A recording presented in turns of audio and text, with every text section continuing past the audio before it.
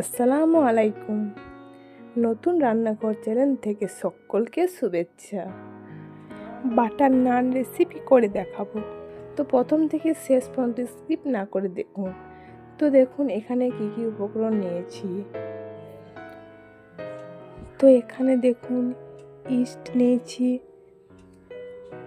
টক দই নিয়েছি, দুধ নিয়েছি, এখানে বেকিং পাউডার নিয়েছি, খাবার সোডা নিয়েছি, লবণ, চিনি, ধনেপাতা, কালো জিরে। এখানে 500 গ্রামের মতো রুল ময়দা নিয়েছি। তো চলুন একে একে উপকরণগুলো দিয়ে দিচ্ছি। সর্বপ্রথম ইস্ট দিলাম, তারপর টক দই, তারপর দুধ। তো দুধের পরিমাণটা কম দিচ্ছি।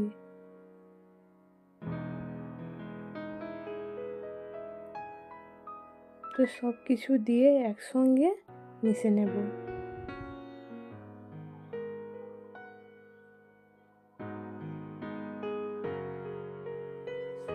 তো চলুন ভালো করে মাখিয়ে নেব।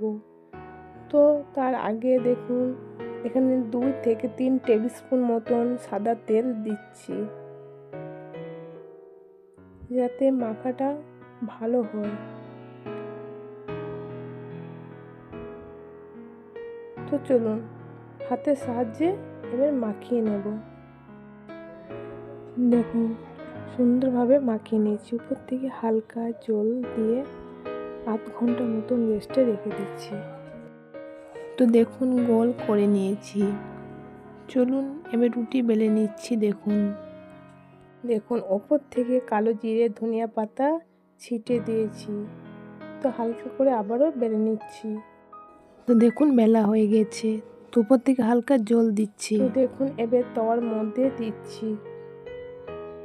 তো তাওয়ার উল্টো পিঠে দিচ্ছি। এইভাবে যদি করেন না, খেতে দারুণ লাগবে। দেখুন কত সুন্দর হয়ে ফুলছে। তো এবার পেছন দিকে একবার সেঁকে নিচ্ছি। তো দেখুন সেঁকা হয়ে গেছে।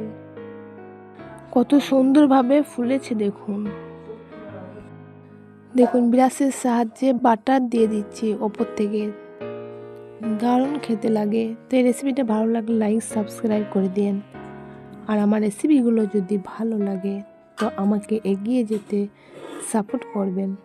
তো দেখুন কত সুন্দর লুচলুচে হয়েছে।